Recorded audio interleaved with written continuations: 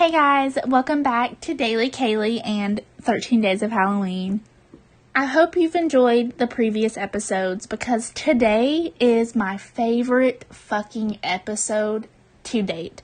This is one of my favorite topics and I can't honestly even tell you why. This is just so fucking crazy and interesting to me. Let's get into it because I can hardly wait. This episode is all about the Cecil Hotel, which is in downtown Los Angeles. In 2011, they changed the name to Stay on Main because it's on Main Street. And they did this because they were hoping people would forget what happened there. But that is not the case because I will always remember. When me and Shannon went to LA a couple years ago, I wanted to stay here so bad, but it was being renovated and they were closed. This hotel, the Cecil Hotel, is located at 640 South Main Street in Los Angeles. It opened in 1927 and it has 700 rooms. The hotel was built in 1924 and basically it was built for business travelers and tourists. It's known because the lobby is made with stained glass windows. It's got white marble. It's gorgeous. Right after it opened, the Great Depression hit and Skid Row was nearby, which is a very popular location for homeless people in LA. And by the 50s, it became a popular destination for transients. In 2014, the hotel was sold to a hoteler in New York City for $30 million. And they acquired a 99-year ground lease on the property. They were committed to preserving the historical components of the hotel's lobby. Basically, they wanted to save this hotel because of its historical value. However, we are not here today for the physical parts of this hotel. We are here for some crazy shit, so stay tuned.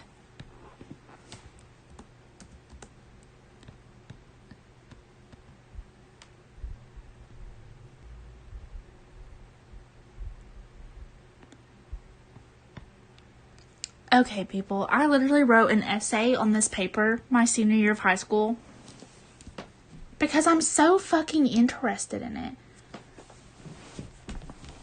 it. I remember writing this paper for days, doing so much research, watching videos, footage on YouTube. I was reading this to Shannon every day, and he was not as interested as me, but I hope you are. Alright, guys. Let's break out the old essay. Let's read all of this information and let's just fucking get into the Cecil Hotel. This hotel is so famous because of the abundance of unexplainable deaths that have occurred on the hotel grounds. There are 17 reported deaths at the Cecil Hotel, and all of these deaths are either caused by suicide, murder, or paranormal activity. None of these deaths are considered an accident at all. Suicide is the primary cause of death at the Cecil Hotel, and some reports show that residents began calling the Cecil the Suicide Hotel. One creepy thing about this is that when all of these deaths have been investigated, there's never been any cause for their suicide. It was just random. Once they enter this hotel, they die. They had no prior plans to kill themselves. It just happens. The first reported suicide occurred in 1931, which was less than 4 years after the hotel opened. In November of 1931, there was a citywide search for a man named W.K. Norton from Manhattan Beach in California. They tracked him to the Cecil, where he had checked in under a different name. Norton changed his name to James Willis and told everyone that he was from Chicago, which is nowhere near his real hometown. No one in Manhattan Beach or at the hotel knew any reason that Norton would have to run away from home and start a new life. One of the Cecil Hotel's maids found Norton dead in his room the morning that she came in for housekeeping. He had committed suicide by swallowing poison capsules, and there were more found inside of his vest pocket. In 1939, a man by the name of Irwin C. Neblett followed in his footsteps and ingested the same poison in his hotel room. In 1937, there was a super controversial suicide at the hotel. 25-year-old Grace E. Margot fell from the window in her high-ass story room.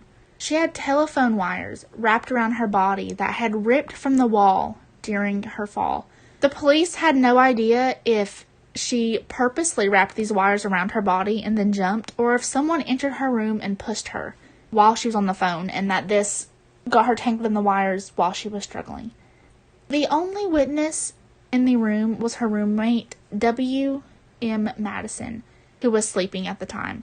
He was initially a possible suspect, but he told reporters, once again, he had no reason that Grace would have committed suicide, especially at this random-ass hotel. In 1962, 50-year-old Julia Frances Moore jumped from her 8th floor window and landed in an interior light well on the 2nd floor, dying on impact. The only belongings that she left in her room were a bus ticket from St. Louis, 59 cents, and a bank book from Illinois showing that she had a very recent balance of $1,800. None of her family or friends knew that she was leaving St. Louis until they got the call that she was dead in Los Angeles. In September of 1944, 19-year-old Dorothy Jean Purcell murdered her newborn son in her room at the Cecil Hotel. She woke up with stomach pains in the middle of the night, and she did not wake up her boyfriend, who was twice her age. She delivered their son in the bathroom and threw the baby out of the window in the bedroom. She claimed that she had no idea she was pregnant, and she thought the baby was stillborn before she threw him out the window. So I guess that's her way of saying, hey, I didn't kill him, he was already dead. And somehow in her head it was okay to throw him out the window for some fucking reason. After this, her older boyfriend was investigated for rape and human trafficking because of their wide age gap and her lack of knowledge on the situation. She was not charged with the murder of her son, but she was admitted to an insane asylum in Los Angeles after the crime, and her boyfriend was never found guilty of rape or human trafficking. Now, a little interesting piece of information. Richard Ramirez resided at the Cecil during a killing spree that resulted in 13 dead women, some of which were murdered on hotel property. While the Night Stalker was killing women in the dark in Los Angeles, he was staying at the Cecil during the day. It's said that he would dump the body, and then he would come back to the hotel and dump his bloody clothes in the dumpster outside the back entrance. It is also a huge theory that the Night Stalker killed the Black Dahlia. The Black Dahlia's last stop before she died was the Cecil Hotel. She stayed in a room at the Cecil the night she was murdered, and she met her killer at the hotel bar and followed him out for a walk. This murder has still never been solved, and we'll jump into it after 13 Days of Halloween is over. But just so you know, her murder is famous because her body was cut in half and a smile was carved into her face.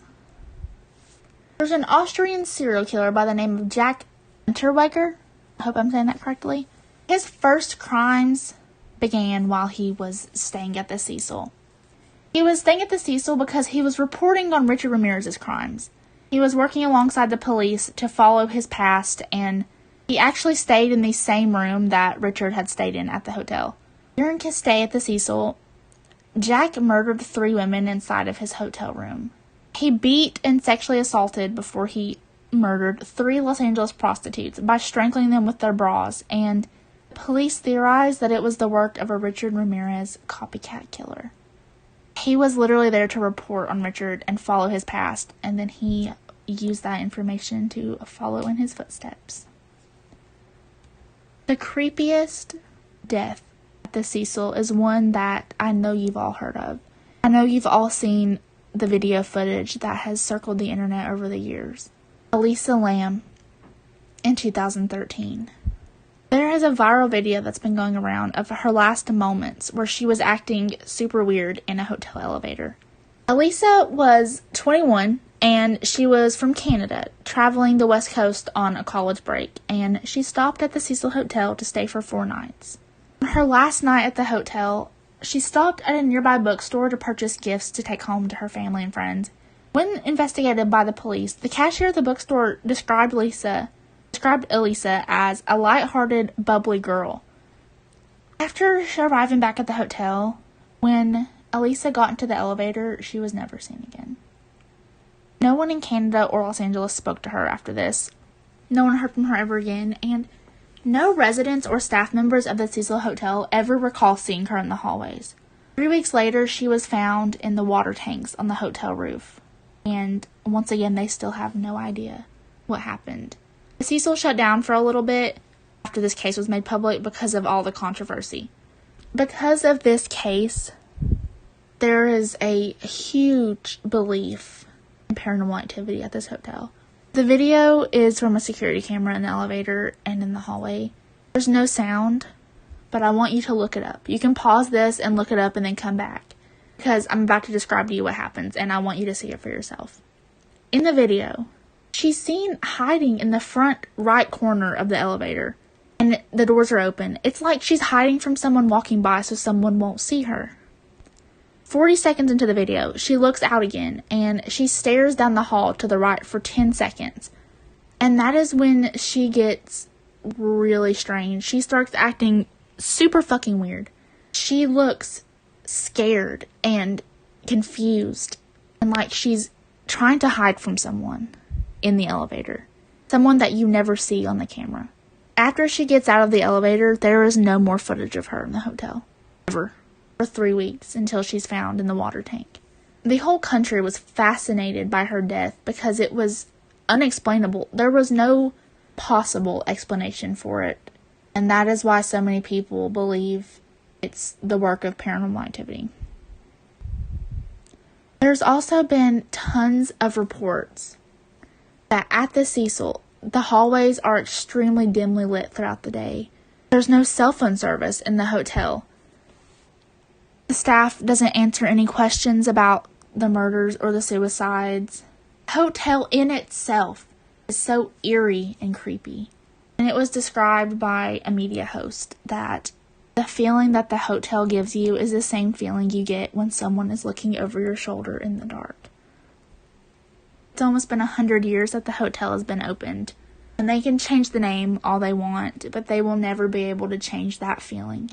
American Horror Story Hotel, that hotel is based off of the Cecil. You see it in the interior of the building. You see it in the people that stay there. And all I have to say about the Cecil now is that Hotel California was an amazing theme song choice for that season. I love you guys, and I'll see you in a couple of days of the next episode. Bye.